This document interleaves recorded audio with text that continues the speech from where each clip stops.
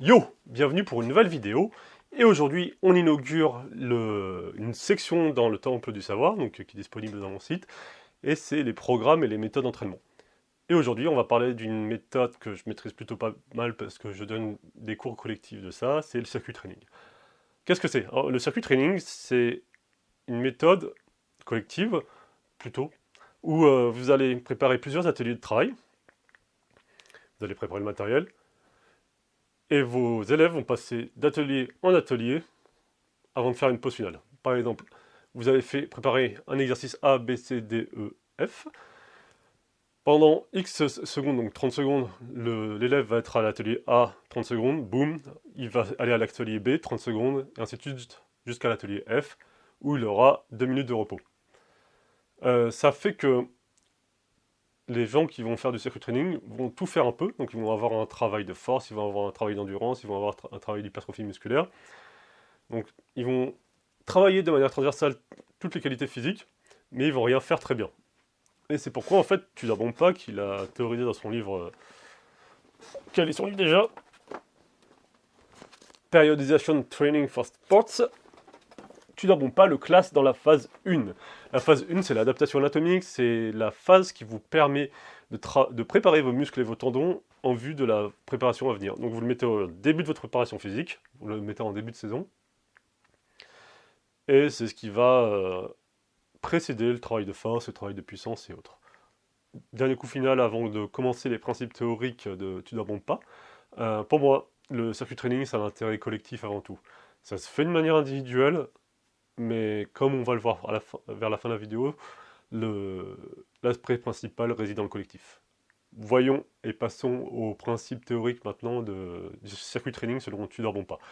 Donc il dit qu'on peut mettre 6 à 15 exercices par circuit, il dit qu'on peut mettre 2 à 4 tours de circuit. Un tour de circuit, c'est quand vous avez fait tous les exercices et vous avez votre temps de repos. Et il dit qu'on peut faire 8 à 20 répétitions par exercice. Enfin, les exercices doivent couvrir les muscles sollicités dans l'activité. Et entre chaque exercice, vous aurez le droit à 30 secondes à 90 secondes de repos. Et entre chaque tour de circuit, vous avez le droit à 1 minute à 3 minutes de repos. Donc ça, c'est cool. Mais pour moi, dans la pratique, ça se transpose pas autant que ça. Je vais vous donner mon avis pour que vous puissiez voir par rapport à mon expérience ce qu'il en est. Le premier truc, je suis pas du tout d'accord, c'est par rapport au nombre d'exercices. 6 à 15, 15 c'est beaucoup trop. Au-delà de 8, vous allez droit vers le carnage avec 90% du public. Il faut savoir que la plupart des gens, mes joueurs là, en départemental ou handball, ou que ce soit mes élèves, quand ils arrivent à mon cours, il y a un contrat tacite où ils me donnent leur cerveau et ils veulent juste, certes, cultiver leur corps et un peu leur esprit, mais ils veulent que je gère tout. Or, leur demander de mémoriser 10, 12, 14, 15 exercices pour un circuit training, ça va être énorme. Et sauf avec un public avisé, vétéran et qui maîtrise bien la technique de la plupart des exercices que vous allez proposer, vous allez droit au carnage. Donc un public débutant, c'est 6 exercices et pas un de plus. Un public un peu plus confirmé que débutant, vous pouvez monter à 8, et après vous pouvez essayer et voir ce qu'il en est. Moi, le plus d'exercices que j'ai fait dans un circuit, c'était 11, et c'était avec deux de mes handballeurs avec qui je travaille depuis 3 ans maintenant. Et ça s'est bien passé, mais voilà. C'est des mecs attentifs, ils étaient que deux, et niveau technique, ils étaient super propres.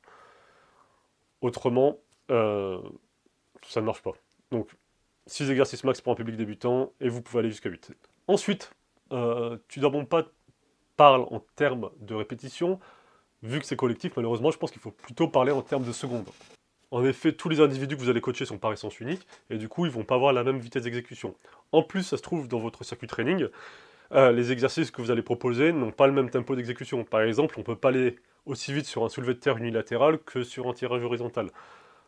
Donc en fait, il faut plutôt parler en termes de secondes, vous vous emmerdez pas avec le nombre de répétitions, sinon ça va juste créer un décalage. Le but, c'est que tout le monde soit dans le rang et que ça bouge de manière fluide. Donc, vous parlez en termes de temps. Pour un public débutant ou qui vient d'entrer dans l'activité, vous voulez 45 secondes à 1 minute d'exécution. Ça leur permet d'apprendre le mouvement, de s'y faire, etc. Et pour un public vétéran, on passe sur du 30 secondes. Ils auront le temps en 30 secondes de faire assez de répétitions pour que ce soit intéressant. Enfin, Donc lui, tout d'abord pas, il est plutôt sur 2 à 4 tours de circuit. Moi, je suis plutôt sur du 4 à 6. Normal, en fait, vu que, comme je vous l'ai dit, moi, je suis plutôt favorable à aller sur du 6 à 8 exercices dans un circuit training. Forcément, il faut que le volume augmente quelque part, et c'est dans le nombre de circuits. Euh, du coup, je pense que, idéalement, donc, parmi les trois variables que je viens de vous donner, donc le temps, le nombre d'exercices et le nombre de circuits, le temps, il va peu changer. C'est-à-dire que vous allez être sur du 30 secondes, entre 30 secondes et une minute, voire 20 secondes si vous avez un public expert que vous connaissez, que vous savez qu'en 20 secondes, ils vont être propres, ils vont bien bourriner, donc vous allez pouvoir monter l'intensité. Mais sur du public classique, on va soit monter le nombre d'exercices, soit monter le nombre de circuits. Et ces deux paramètres vont être de concert si l'un monte, l'autre descend, et vice-versa. Et tant qu'on parle du volume, on parle aussi de l'intensité. Donc l'intensité, en fait, ça va être spécial parce que dans le cadre, j'imagine, d'une pratique professionnelle, peut-être que les joueurs ont une force qui est un peu plus proche, alors que, en fait, si vous faites demain votre cours dans une préparation physique où vous avez des femmes et des hommes, si vous faites votre cours à vous-même avec des potes et tout ça, en fait, il va y avoir une hétérogénéité qui est assez importante et du coup, vous ne pouvez pas vous permettre de programmer comme il se doit l'intensité et le volume.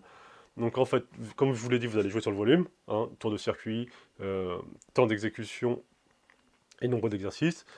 Par contre, l'intensité, vous allez confier ça à vos élèves.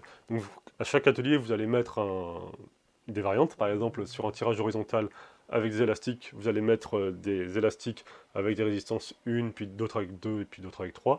Et c'est l'élève qui va choisir et qui va voir ce qui va se passer. Concernant les muscles travaillés, moi j'aime bien faire un geste de poussée, un geste de tirage, un geste de hanche, un geste de genou, un geste d'abdos et un geste général. Enfin, concernant le repos, donc j'avais déjà essayé de faire ces 30 secondes à 90 secondes préconisées entre chaque exercice, mais ça pète l'énergie des gens, ça tue la fluidité de la séance, ça marche pas. En fait, on s'aperçoit vite que le temps de transport d'atelier en atelier des gens, ça équivaut à du 15, 20, 25 secondes, et du coup, ça suffit amplement. Comme ça, les gens, ils sont toujours dans le jus, ils sont toujours concentrés, et vous, en tant que coach, vous n'êtes pas toujours à dire top, go, top, go, top, go. Vous faites simplement ça pour dire le changement de station, et c'est tout, et ça marche parfaitement bien. J'imagine que les préparateurs physiques à plus haut niveau, eux, se doivent de respecter ce temps de repos entre chaque station dans 95% des cas, donc c'est-à-dire si vous êtes amateur, si vous faites ça en loisir, si vous faites ça pour votre pratique personnelle, je vous conseille de bourrer. Et enfin par contre, le temps de repos entre les circuits, je vous conseille de respecter au moins 2 minutes, voire 2 minutes 30.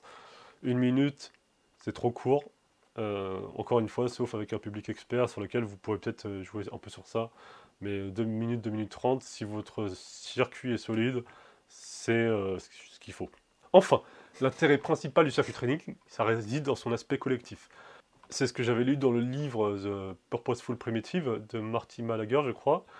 Et il y a un autre article où j'ai lu et j'ai ressenti la même chose de Carl Wall, un blog sur le site Simply Faster. Je vous mettrai tout en source par rapport à ça. Où en fait il ressort, et c'est ce que je pense, que en fait le fait de travailler ensemble, le fait d'être concernés ensemble dans un bien commun, même si chacun fait sa tambouille de l'autre, enfin fait sa tambouille de son côté, ça crée une atmosphère et cette atmosphère, elle va affecter l'intensité de manière dingue. Par exemple, vous vous retrouvez avec un public débutant pas chevronné du tout en termes d'activité physique, ou un pire, un groupe de potes qui est un peu là pour déconner, ça va être le carnage. Vous allez, en tant qu'encadrant, vous allez faire le pompier, vous allez aller corriger les pires postures, vous allez faire durer le temps d'exécution par exercice à 1 minute, mais ça ne sera pas suffisant pour que vous alliez corriger les gens.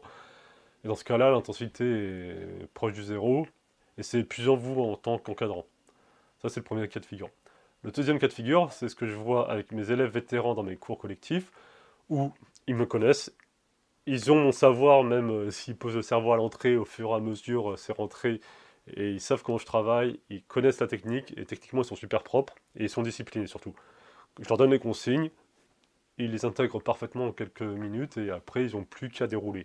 Et du coup, dans ces cas-là, euh, l'intensité, elle vient pas de manière ardente, guerrière, elle va venir dans leur discipline, dans leur technique, où ça va être impeccable. Ils vont être à l'atelier A, paf, paf, paf, 30 secondes. Atelier B, paf, paf, paf, 30 secondes. Et ainsi de suite. Et ça, c'est le deuxième cas de figure. Et le troisième cas de figure, c'est ce que j'ai vu avec mes handballeurs dans les préparations physiques. Au début, je faisais très compliqué. Je mettais beaucoup d'exercices, je faisais des trucs complexes. Et au fur et à mesure des années, j'ai dû accepter le fait que mes handballeurs, c'est pas des go muscu. Ils n'ont pas une culture physique énorme. Et du coup, il faut que je fasse des choses simples. Donc c'est ce que j'ai fait. Et donc je faisais une presse horizontale, un tirage vertical, un front squat, un soulevé de terre unilatéral, un exercice assez cardio au bâton avec élastique, et un exercice de renforcement soit du fessier, soit de l'arrière des épaules, et point barre. Donc je faisais 6 exercices, je doublais tous les ateliers en doublant le matériel, et c'est là où l'intensité était folle.